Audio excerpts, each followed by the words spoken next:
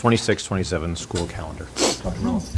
Thank you, Mr. Tripp. At this time, I'm going to invite Ms. Ostrowski to the podium to do a short presentation for our public hearing. Ms. Ostrowski.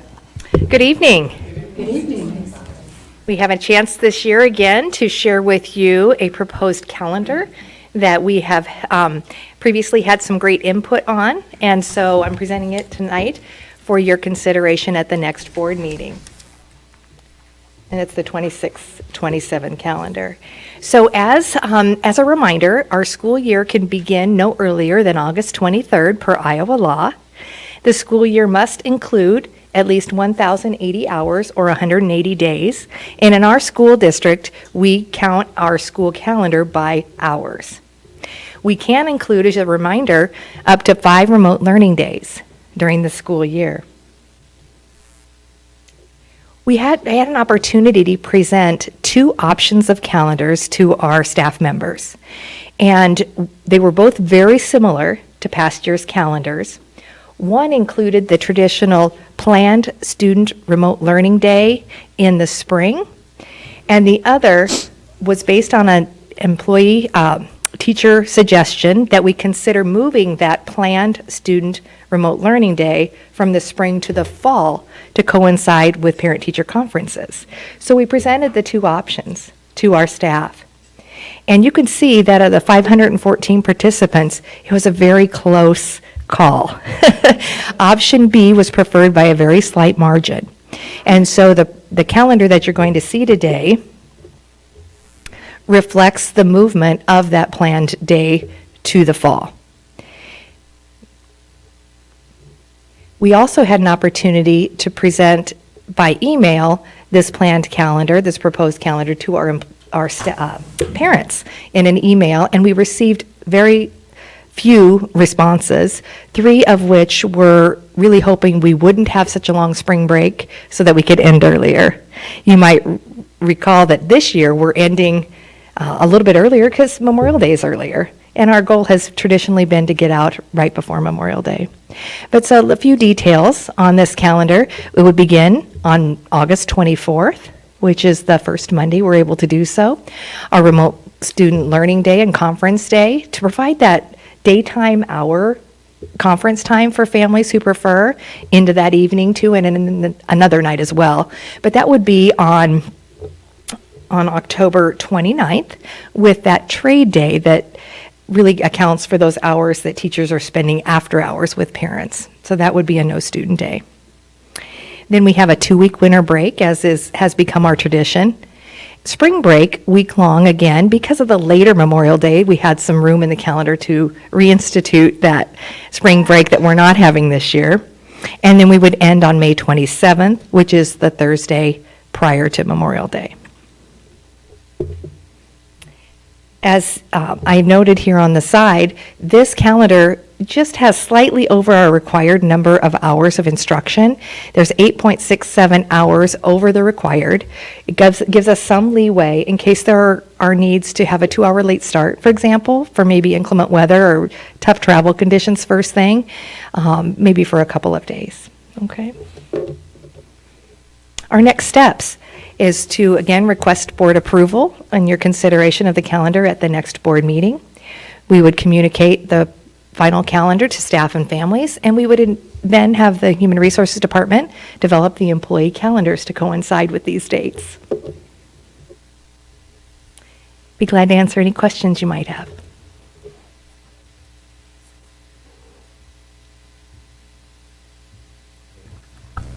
Do remote days, or can remote days count towards late starts? I think if we wanted to, we could use 2 hours of a remote day, but once that we take the 2 hours from it, it's really hard then to find a way to use the last. But we could use it for another late start, but you're breaking it up and would never be able to account for the whole remote day. And so that's why we've kind of parked it just for snow days, or if we used it as we're doing now. I mean, that was a great conversation at the superintendent roundtable. The teachers, I really appreciate that they are feeling so comfortable to bring suggestions to make the life easier. I remember the days of doing parent-teacher conferences, and you stay in the evening, and then you come back the next day, and you have your students all day, and then you stay that next evening. And you do get a trade day for the 4 hours you do 2 nights in a row. But it is to be able to be in your classroom the day after and allow parents that work evenings to have the opportunity to do parent-teacher conferences during the day while the students are doing a remote. It just seems like a win-win, and I'm really excited to see how this goes, because we'll still do the evenings for parents that work days. And the other piece is, if you have all been into parent-teacher conferences, it's kind of like a 15, 20-minute window, especially in elementary.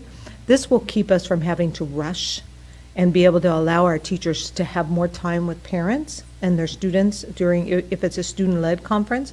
And I just think this will be almost like, remember we've talked about letting the air out? It's like we can do this. The best thing is, if you are a parent and you work evenings, we are now providing you an opportunity to meet with your teacher, your student's teacher, your child. So pretty excited about that change. And again, that was teacher-driven, so that made me really excited. Was there any discussion about the month of April? It appears to be the only month that does not have at least one day. Staff feedback did share concern about April. There is a kind of a 5 or 6 week stretch there. And so there was some, that's, I think, why a lot of the votes came in then for the remote day to remain in the spring. You have the map. But part of, since it was such a close vote, if you will, for input, we thought, why don't we just try it? And, if it works well and we find that parents and staff really enjoyed that daytime opportunity for conferences, it might be a model to move forward with in coming years. Or would there be an opportunity to, if we have them available, since it's April, we have a remote day, and we just throw one in on a Friday to extend the weekend or Monday or something? Is that an option, or does it have to be because of inclement weather? It does not have to be because of the weather. But I also say that if we decide to do something like that, we will have to notify parents in time so that there's childcare for parents. But that would be a great option. If the weather continues like we live in Texas right now or somewhere like that instead of Iowa, we may be able to repurpose some of those, but we will have to communicate with parents. The other piece that Ms. Ostrowski forgot, in this year's calendar, we do not have a spring break. So this was something that even though the teachers voted last year, we've heard a lot of feedback about, we don't get a spring break. This is, really, really tough. We have a calendar with no spring break. So this brings it back in. But I'm with you. I do worry about that stretch of the spring. So if there is a way, or if we don't use the 8 days, the 8 hours that we have extra, then we can look at the days and maybe be able to do a trade. But again, being able to give parents enough time to have childcare arrangements. Did we hear any feedback from parents this year about there being no spring break? Because I remember last year we polled them and it was a pretty strong correlation that parents didn't want a spring break. Right, and part of that, again, is due to the placement of Memorial Day this year. It's really early, it's the 22nd, I think. And so that would have put us then, if we had a spring break that was a week long, it would have put us to after Memorial Day. Right. I just wondered if there had been any feedback this year From parents. from parents. I don't think, no, we haven't hit that time yet. Right. Right, So correct. come spring break, it may, kind of hit us all that, well, we're not having a spring break this year. It's a 4-day weekend around the Easter holiday. Have we heard from any staff or community members about some other faith holidays maybe could become available, like Yom Kippur? I've heard from a couple people about that. I don't know if that has ever come up in discussion. There were no responses to our survey or to our parent email that's made that suggestion Okay, at this time. okay, thank you. Anything else on the board? Okay, Thank you. thank you, Mrs. Ostrowski. Anybody in the audience wish to come up to the podium and share any comments about our calendar? All right, moving on. It looks like there's nothing else to present. I will go ahead and close this public hearing.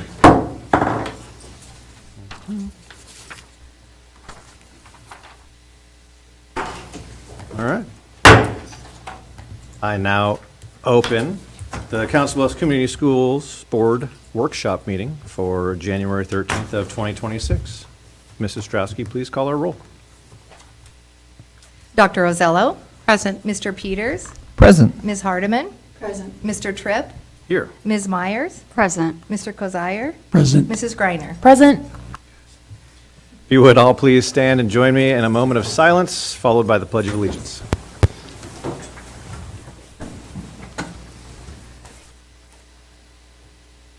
Pledge.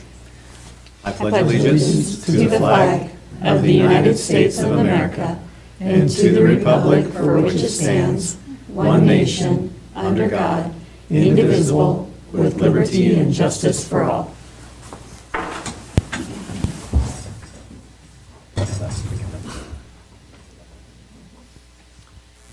Thank you. First up, we will have, I'll entertain approval of tonight's agenda.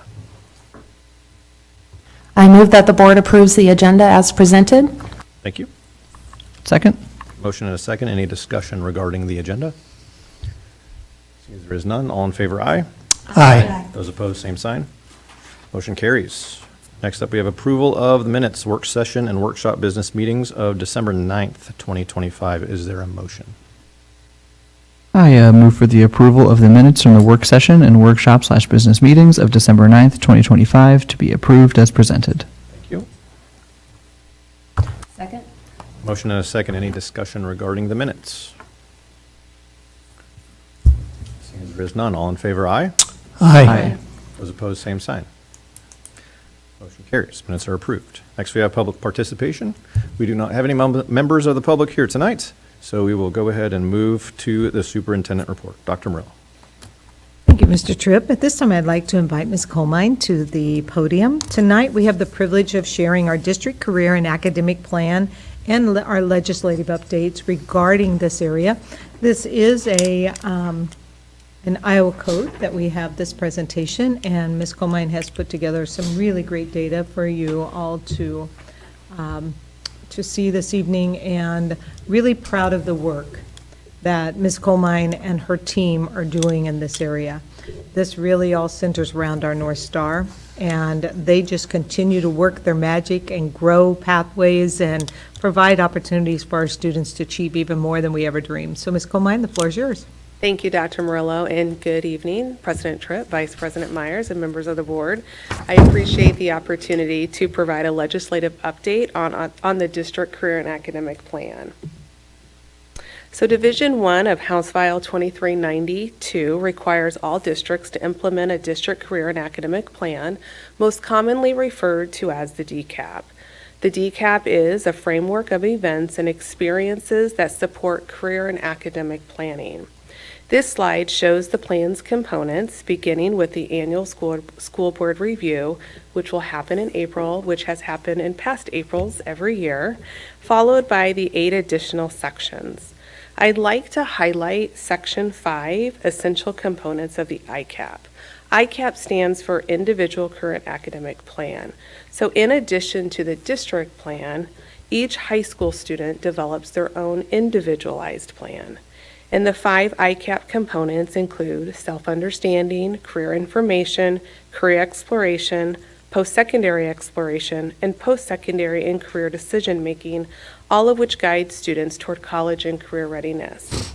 2 new sections were added to the DCAP this year. Section 7, District Integration, which includes a kindergarten through 12th grade comprehensive counseling plan, and Section 8, Middle School, now covering grades 5, 6, and 7. In past years through Iowa law, the DCAP only included grades 8 through 12. You can see our district results from the past 3 years alongside the average scores of the 25 plans submitted to the Region 13 RPP for review. Each plan is scored on a 36-point scale. During the 24-25 school year, the Green Hills AEA average score was a 12.08, which includes our district results. Our district earned a score of 32 out of 36 points. As a result of this performance, both the Green Hills AEA and the Department of Education have reached out to our district to learn more about our plan and the ways we engage internal and external stakeholders to build a sustainable system for success. This recognition reflects the collective effort, commitment, and excellence of our district staff and partners, and it is something our entire district can be proud of.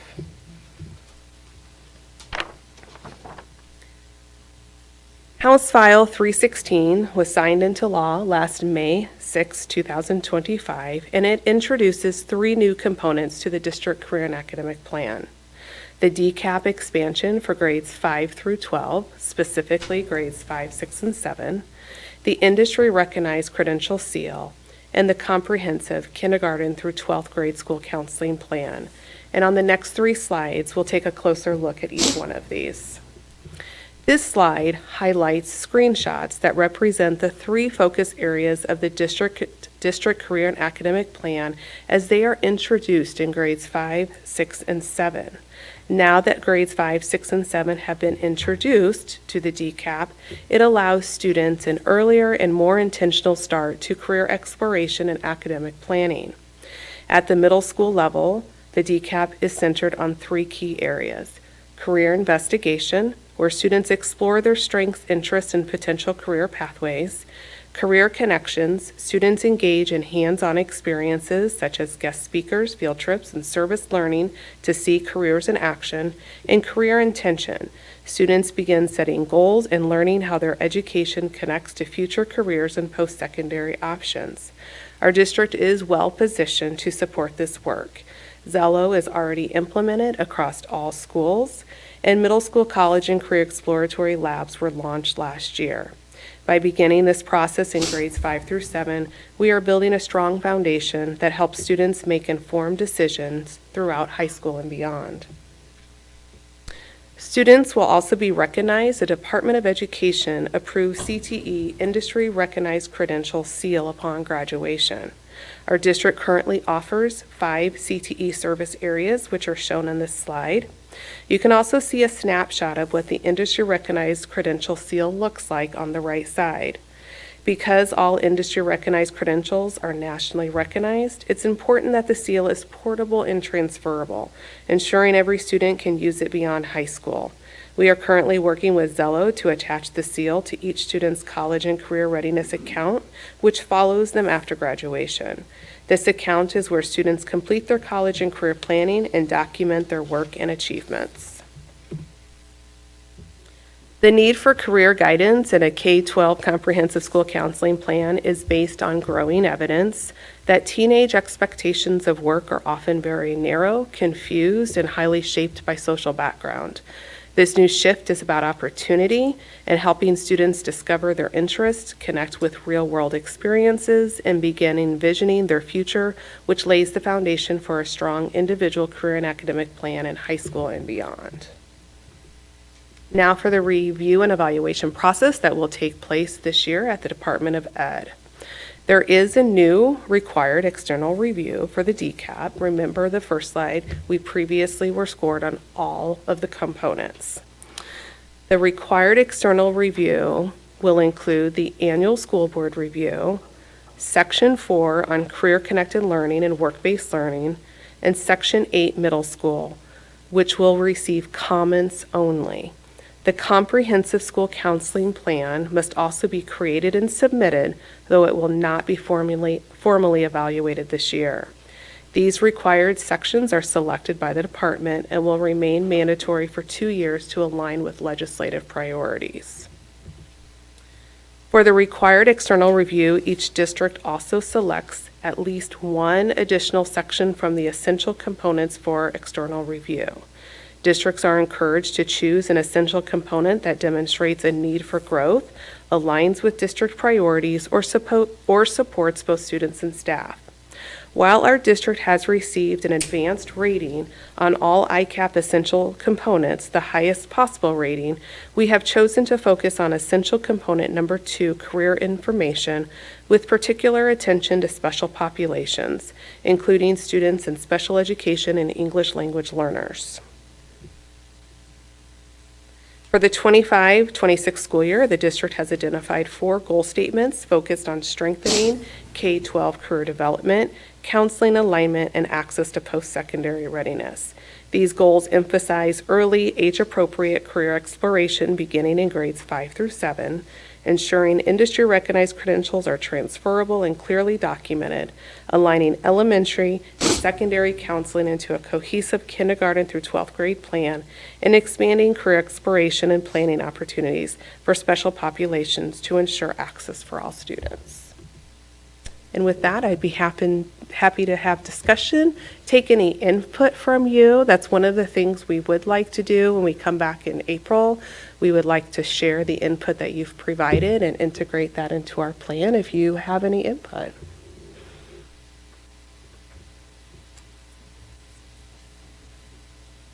Congratulations on the really high score for the DCAP. That was very impressive, and I can tell, like, my kids going through the district, that this is happening, and yeah, it's really good. It's really interesting to see that, like, some of the decisions that we, made a few years back, like, are almost kind of being reinforced by some of these legislative, like the legislative, priority for career readiness in, 5th and 6th grade, and that we just shortly, a few years ago, released the career pathways, in our middle school. So it's interesting to see how that lines up and kind of how we're staying on Iowa's leading edge. I would agree. So we are very fortunate for your support. Thank you. I just want to thank you for all your work you've been putting into this, and I know it's a juggling act trying to get it all together, and especially with all the new legislation coming through. I appreciate it all. Thank you. Thank you.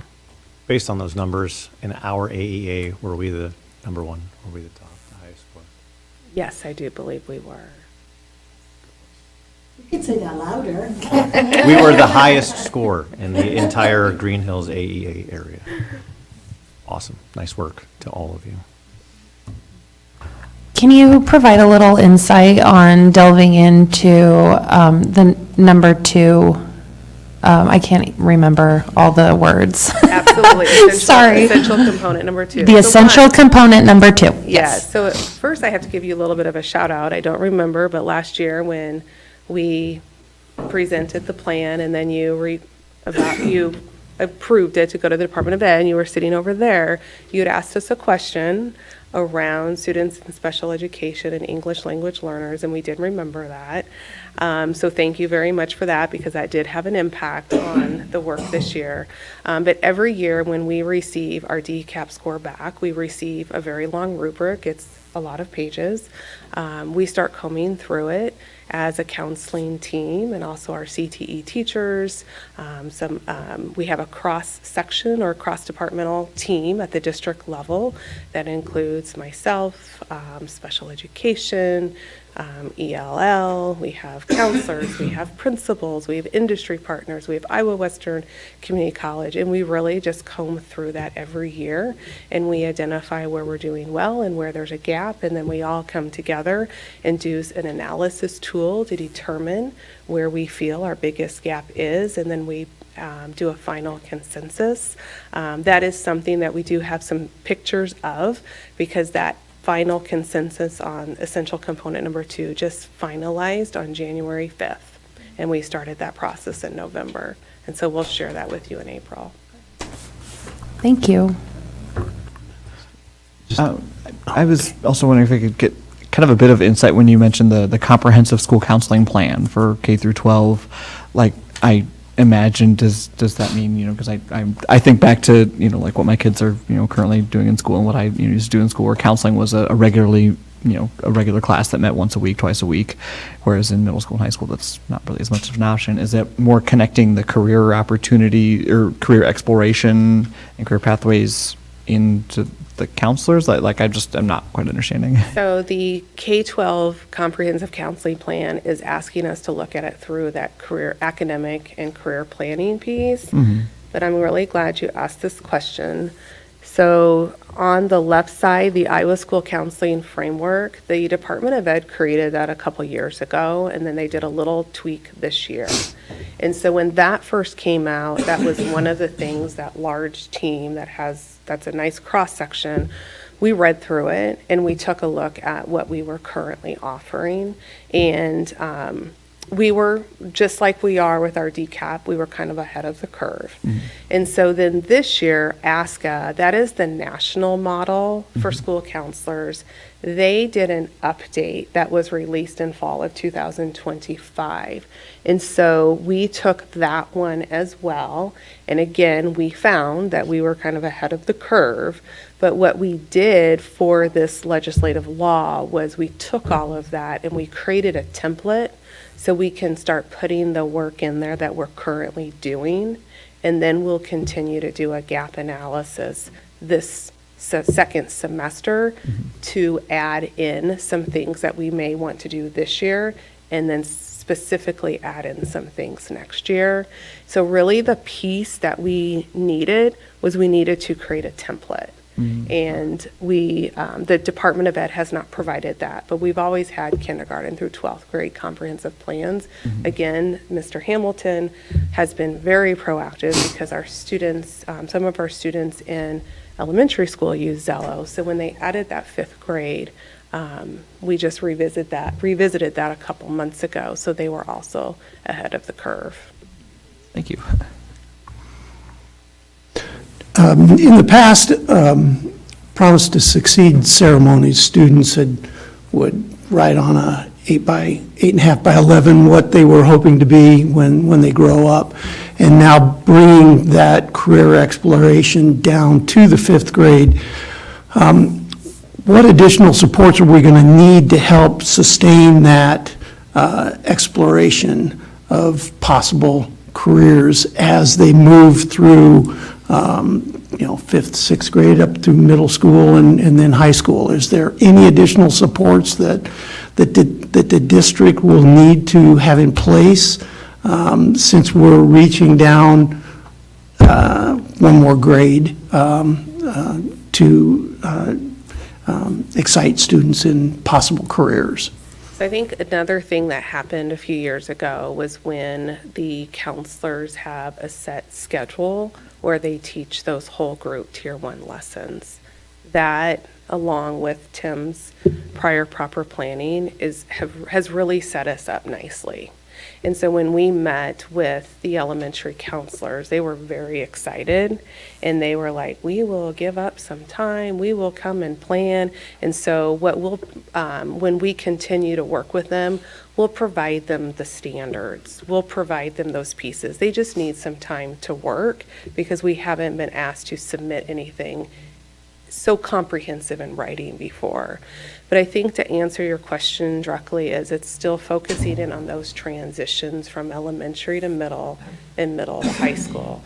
So I was at a meeting today at one of our high schools, and we were reviewing the trend data of our students entering the pathways and going out to Iowa Western Community College because they're getting ready to do registration for students. And part of that conversation was not just how do we do better in registration in high school, but what are we missing from that transition from 8th grade to 9th grade. And so I think just getting that comprehensive plan on paper, doing the gap analysis, and focusing in on those transitions from each level is where we'll be served well right now. So just in a follow-up, it'll just basically be a little more professional development for the counselors because they're taking on a little bit more responsibility at guiding the students through this process. Right, and they've done that previously. I think this provides some focus. I think it provides them some tangible things to think about. We have job alikes with all of our counselors, and so we've already had conversations with them. In August is when we do our review, but then we met with them in October, November, December, and then some of them met on January 5th. So that time is already built in to the calendar. It's allowing us to focus that time. So Dave, if I might, or may, the shift is now creating a template or a framework. Because, I'm sitting here thinking, our Promise to Succeed ceremonies, I always talk about Diploma Plus One. Right. But maybe it's there's some additional things we can add into that kind of conversation because we have so many parents there. But I also believe that because the staff is starting to see themselves in the work of Diploma Plus One, that they're talking about it even at the elementary level, which makes the counselor's job so much easier. And then adding in Zello, we're not at a proficiency level yet with that in elementary, but we'll get something in place for this summer to help our counselors and teachers begin to understand that so they can carry that same thing up as they go to the middle schools and on. We did a really good job with aligning those career and college and career labs at the middle schools, trying to think through what could be a next step for fifth graders, because really the focus is kind of the career fair that we have. Right. We did it at Iowa Western, we went back to Mid-America, but there may be some things we need to add in there to kind of beef that up. Because coming all the way down, we have our counselors that have a vital role, but this kind of pivots them towards the college and career in the elementary, which we haven't been there before. So discussion and looking at what's in that, counseling framework and how does it now align to kind of take a different look as we probably get into the intermediate grades versus primary. Cool. The two specific things that the elementary counselors asked for was they wanted more time, so asking for that time on job alikes, and they also offered to spend time on Mondays. And then their second ask to start this was the students in fifth grade go to Iowa Western Community College for a career fair, and the counselors asked if they could attend that with their students so that they can create lessons prior to their career fair and then make those connections throughout, so it's ongoing.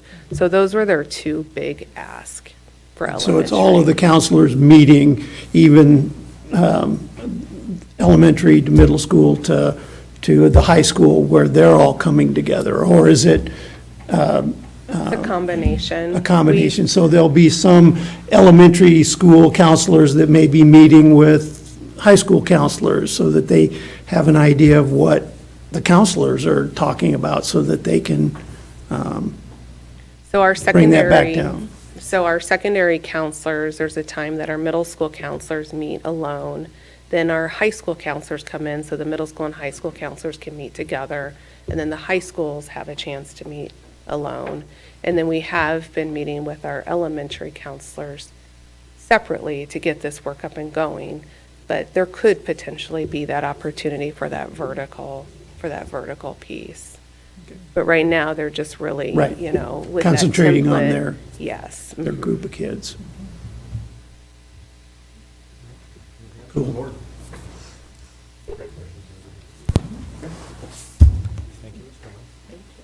Thank you. Now I'd like to invite Mr. Hamilton. He's going to present our informational presentation this evening on the modified allowable growth, at-risk and dropout prevention plan and budget. There's a little bit something new. Every year we brought before the board the budget, but this year the state is also requiring our plan be presented. And instead of just asking you to vote on it this evening and reading it, separately through the board docs, we thought it'd really be great for Mr. Hamilton to have a presentation around this, since it is a change.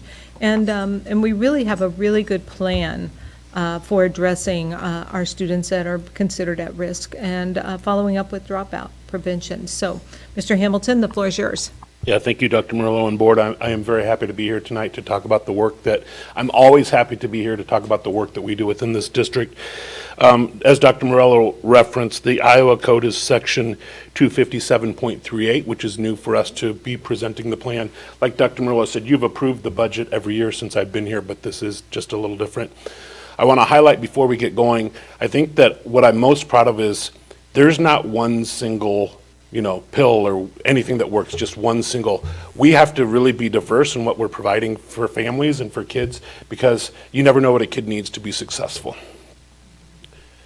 So our district vision is that every student in the district graduates with a diploma and second credential. So when we're talking about our at-risk kids, these kids, just like in reading or math, need a little extra something, right? So this is really the work that we're putting in to provide for those kids who may need a little extra support to get there. So we had to create some criteria, and we used the state standards, and we actually went a little harder on ourselves than we needed to. And the reason why we do this is because we want to provide early intervention for kids. We don't want them to be failing by the time we offer them support. So we're really looking at 4 different criteria areas. The first one is our academic performance. So if a student has a grade below a C or a MAP scores in the lowest 30%, that would be one threshold for us to look at. In attendance, we typically talk about students who are missing more than 10%, but again, we want early intervention. So we're looking at students who are missing more than 5% of the total days. And this, all of these criteria match very well with our Power School and within Panorama Student Success, which has been a new tool for us the last few years. So it makes it easy for us to track and to make sure we're providing intervention for the kids. When we look at behavior events on more than 3% of the school days is the metric. And then when we look at our social emotional, we have our Goal 4 survey that we all know we do twice a year. We're asking kids if they have a caring adult, and we're asking kids if they like school. If students are answering no to both of those, or just because sometimes we know our teachers and our staff know the kids the very best, they know when something's going on in their lives. If they feel like kids might need a referral to one of our services, that would be one way to get some extra help. So students are considered at risk if they meet 2 or more of these criteria. So just looking at our most current data, it's right at 25% of our students would be considered in this at risk, and that's about 1,950 students total K-12. So we have goals for our at-risk and dropout prevention program. These goals you might recognize because they align with what we're already doing within the district.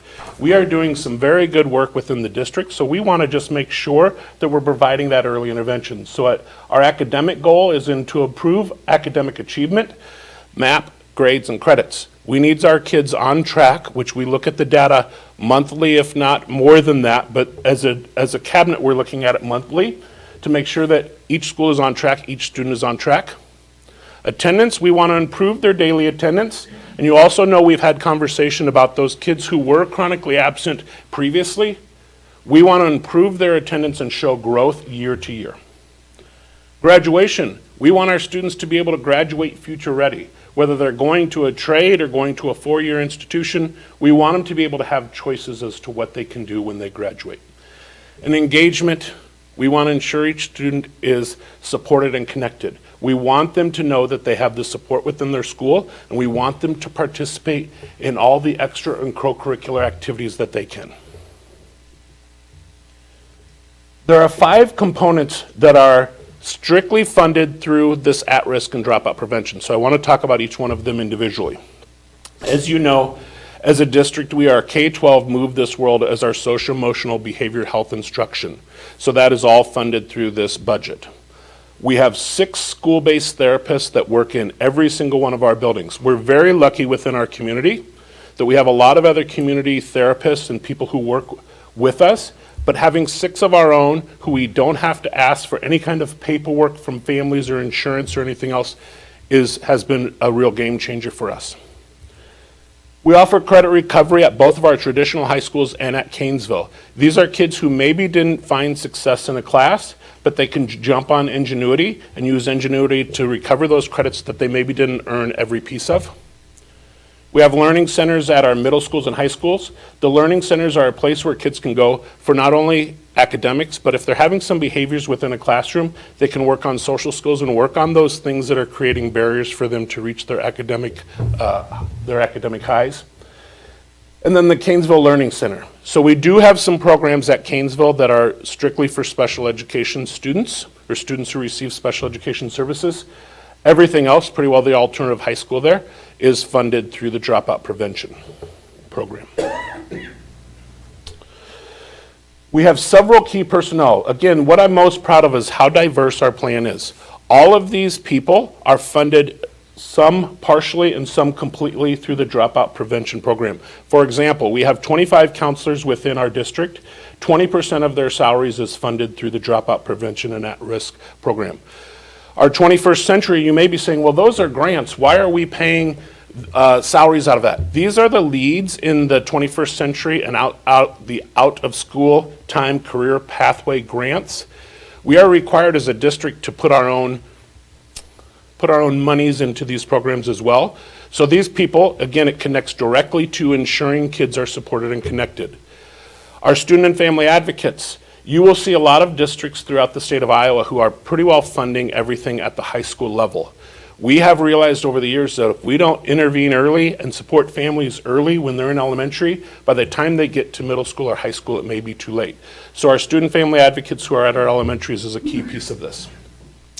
We have behavior consultants in every one of our buildings. The majority of their salaries is funded through special education, but we fund a portion of the behavior consultants through the dropout prevention because, again, providing intervention for kids who may have behaviors is important to make sure they can reach success. Our graduation coaches at each building are also funded through this. And then here at the district level, our attendance and graduation coordinator, who that person is the person who goes to all of the attendance teams meetings, who's doing all of the proactive work, who's doing the monthly letters. She's funded through this, and then half of our social emotional wellness coordinator. So that person not only does our trauma-informed care, but also does the curriculum and is working on our foundations teams as well.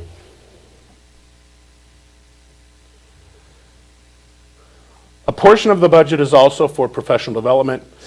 The areas in which we're providing professional development through this program is the trauma-informed care that we continue to offer to all of our new staff members, get that trauma-informed care, and then we offer it as a refresh for anybody who wants it several times throughout the year. Our family and community engagement pieces, PBIS and interventions. PBIS is our Safe and Civil Schools Foundations and CHAMPS work. Attendance best practices, we are sending people to conferences. We are gaining a lot of information on attendance just so we are on the cutting edge. Again, there's not one thing that works for families, so we have to be diverse in what we provide. McKinney-Vento services, McKinney-Vento is homeless services. Community resources, again, we are very fortunate in this area that we have a lot of community resources available, but let me be honest in saying it is very hard for families to navigate that. So we have worked with community resources to come in and work with our counselors and work with our support staff so they know how to gain access to those programs. And the last piece is our Crisis Prevention Institute, which is every one of our special education staff members and several other support staff members go through CPI training yearly. So we fund all of that through this dropout prevention and at-risk funds. So I'd like to go over the budget with you quickly. The budget is just over $4.4 million. 3.3 of that is what the state is providing, and the other 1.1 is what we are locally matching to put into this fund for that total of $4.41 million. 93% of the budget is for staffing. Again, I want to take note. When you look at some other districts, you're going to see one or two things that they're funding within this program. Look at all these people that we have within our system who are working to help at-risk kids or returning dropouts to our program. 7% are just at $300,000 for programming. So Ingenuity, which is our credit recovery, Move This World, CPI, and then the trauma training, all go into that 7%. The rest is for PD for all of our staff to reach out to. You might note that the Canesville staff at 26%, which is this kind of bluish green area here, that's our largest percentage of where the budget is going. And then our student family advocates, therapists go down from there. And with that, I would welcome any questions. You have a very comprehensive, I don't know that I said it, Dr. Morello, you have a very comprehensive plan that I provided you beforehand to look at that goes over everything more specifically. How do we track the behavioral episodes or events that are happening? Like grading is easy to track. I mean, we track MAP, like that kind of stuff. How are we tracking behavioral events? So we do a lot of professional development on what a behavior referral is. In our district, a behavioral referral is considered any time an extra adult is needed for support. Doesn't matter if it's push in or pull out, that's considered a behavior referral. So that's flagged in not only Power School, but then in our Panorama Student Success. And it looks at, so again, it's that 3%. So it looks at, are they getting behavior referral more than 3% of the days? So it's all tracked in Power School and then Panorama. Okay, are we catching the kids? Like, I think of a child that needs a quiet space or needs to withdraw. It's not an extra person that's Yes. hands-on, but that the anxiety, the sensory, whatever is too much, and so they're pulling out. Is that considered then? That's a great Are we question. triggering that? Because that I would worry about. No, it doesn't, because if it's part of a plan, so if we have a plan for a student that says he or she needs to go take a break, and they go take a break somewhere and it's part of their plan, then that's not considered a behavior referral for that event, because that's part of their plan, which we have several students who, have access to the Learning Center or go somewhere that's part of their plan. If they're doing it as part of their plan, it's not another behavior referral on top of it. Okay. Does that answer your question? Yeah, I think so. Okay. And then they only trigger within the 4 categories, they trigger 2.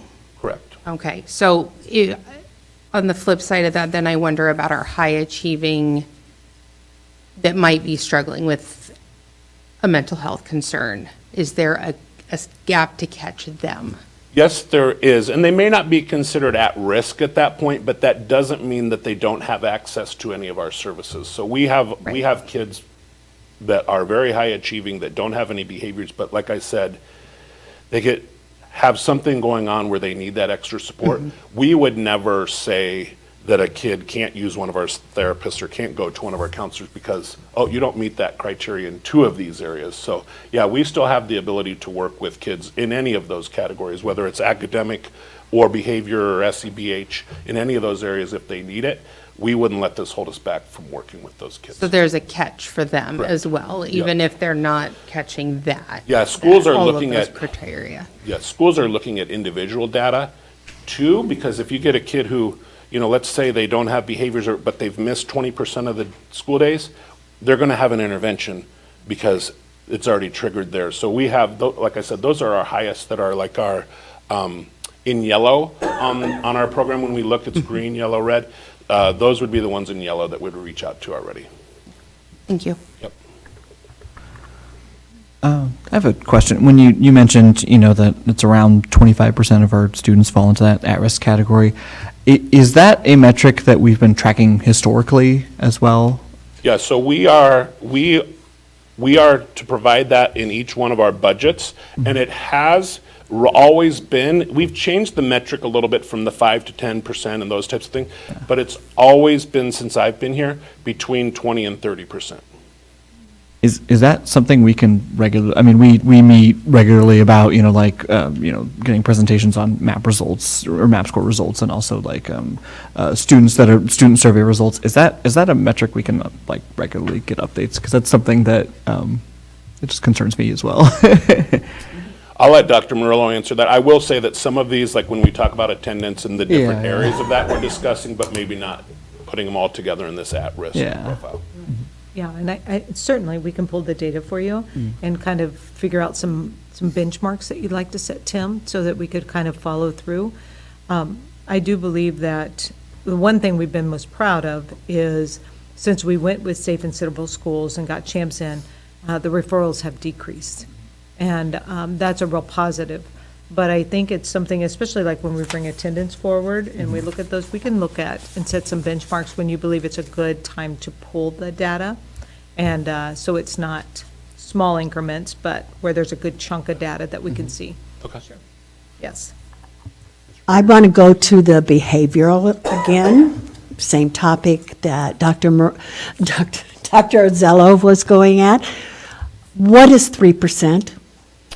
So How many days is that? So if you are, so they're looking at events on specific days. So, I mean, essentially, if you have 100 school days, so we are, I don't know what we're at right now. Anybody else? 100? We're close to 100? 3%. So if we had 100 school days, which we got to be relatively close to 100 school days, if you had a behavior referral on 3 of those 100 days, you're flagged in that system. So if you had 10 days, it would be really, if you had it on 1 day, you'd be flagged because you're going to be at 10%. And that's what we see a lot with, even with attendance. It might be improving. Behavior could be the same way, but if you had events on, let's say you had a really bad week and you had 5 events, it's going to take a long time for you to get off that list. So we're going to provide intervention, we're going to make sure, but if you start to roll off it, then we know our intervention is working. My question's a little bit of a follow-up on that. When kids begin to get flagged, right, does that follow them for the whole school year? Does it follow them for, until they drop off? I just don't know, like, it doesn't follow them Yeah, through their not entire forever. school career, but, Typically, we provide interventions for 6 to 8 weeks, and then we go back and review, has the intervention worked? Do we need to continue to do this? Do we need to change the intervention?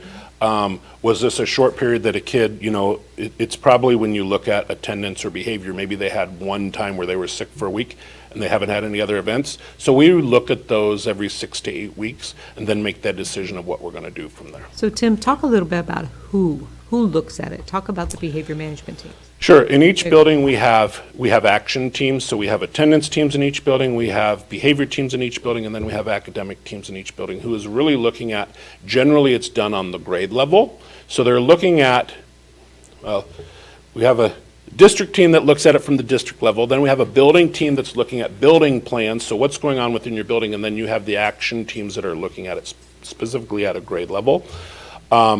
And those are usually the teachers in that program, and then the counselor could be the administrator. It might be the behavior consultant working with the behaviors. That would probably be your student family advocate or graduation coaches with attendance. So we have each of these specific teams that's looking at those specific data points, and then they generally come together and have one large action team to make sure kids aren't falling through the cracks. that sounds very thorough. I'm kind of curious, what does it look from the parent side of you? Tell me more. Like, are these teams in constant contact with them?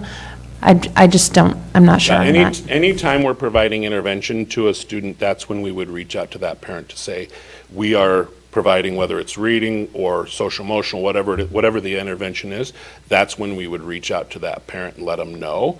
And I think that's important because I had an experience when my kids were in a different district where one of my kids was getting intervention. I had no idea, and I could have helped them at home. So that's been a real key for us, is to make sure that we're including those parents in that. So the parents are on the same team and Correct. they're aware and they know what's going, I assumed so, but I was just kind of curious. If they can support at home, if it's reading or math, if there's extra things they could do, or if there's social things that kids might need some extra help with, certainly we would ask them to help with that too. Okay, cool, thank you. I had a question, I think somewhere in the very thorough PDF. You guys also looked at other UAN districts. How does the CBCSD compare to other UAN districts? I haven't seen every single one of their plans, but I think a lot of things, what we see is they spend a lot of energy and time with alternative schools or learning centers. Again, that's great for them. We want to catch it early and not have to refer out. We want to have them within our buildings and provide intervention so they can stay within our buildings. We know some kids might need that, and it's great, and it works for some kids.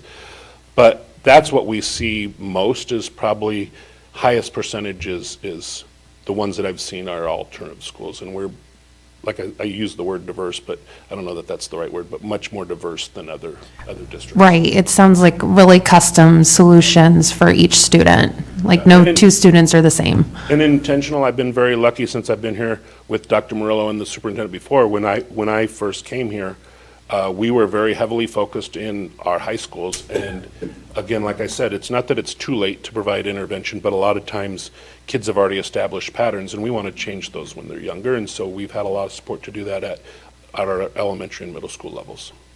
Great, this has been really interesting to read about and just to know all the complexities, and I think it's fantastic.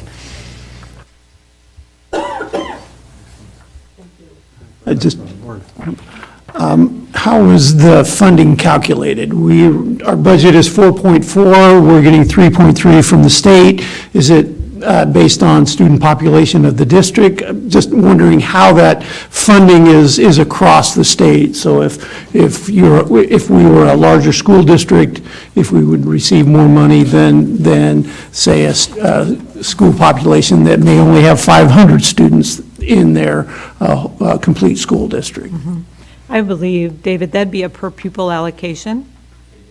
It's actually, you actually see a copy of the MSA. It breaks it down. So you'll get a district cost per pupil, and then our certified enrollment, and then it breaks it down to 5% of that. You multiply those out, and then that gives you your MSA amount. And then we have to match a 75%. It's a formula, but it's matching, taking that line times 75% times 25% to get our match. Yeah. That's how that works, so.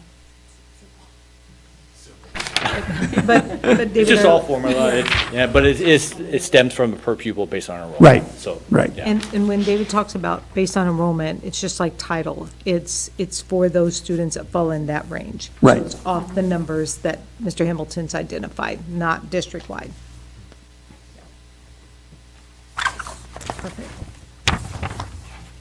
Thank you, Mr. Kozar. Anything further from the board? Any questions for Mr. Hamilton or Dr. Murillo? All right, excellent. Thank you, Mr. Hamilton.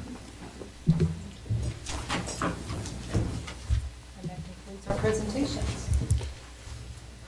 All right, excellent Q&A, board. Very, very informative. I'm glad to see that everybody is actively involved in reading through things and has a lot of questions, want to continue to learn. We push to continue to learn, and I like to see it. Okay, that brings us to the business portion of our meeting. We have two resolutions tonight, of which one follows the other. That sounds funny, because that's usually how it works, but I mean, if one doesn't happen, the other one doesn't happen. So first up, resolutions, we have our 2026-2027 at-risk dropout plan. Is there a motion? I move that the board approves the 2026-2027 at-risk dropout plan with all the required components pursuant to Iowa Code Section 257.38 as presented. Thank you. I will second. A motion and a second. Any further questions or discussion regarding our dropout plan for 26-27? There is none. Mrs. Strauss, please call our roll. Mr. Kozire. Yes. Ms. Myers. Yes. Mr. Peters. Yes. Mr. Tripp. Yes. Ms. Hardeman. Yes. Dr. Ozello. Yes. Mrs. Greiner. Yes. And the motion carries. The dropout plan has been approved. Following which is a request to the SBRC for MSA for the 2026-2027 at-risk dropout program. Is there a motion? I move that the board approves the request from the SBRC, $3,330,783 of modified supplemental amount, or MSA, associated with the at-risk and dropout prevention program for the 2026-27 school year as presented. Thank you. Second. I have a motion and a second. Any discussion regarding the request to the SBRC? Just to make sure I'm understanding this, and this is also partially for the public, so like the budget source on this is from property taxes. That's on the local match that we have to do, correct? The 1.1 million, that comes from the tax levy, correct? No? Oh, okay. The actual MSA gives us the authority to get, authority to go and levy, and that actually is back through property taxes, that piece is. Oh, okay. Again, our local match is coming from our other funding, other state funding, and local funding that we get. Oh, okay. Is it the general fund, or is it? Yes, Oh, okay. yeah. Thank you.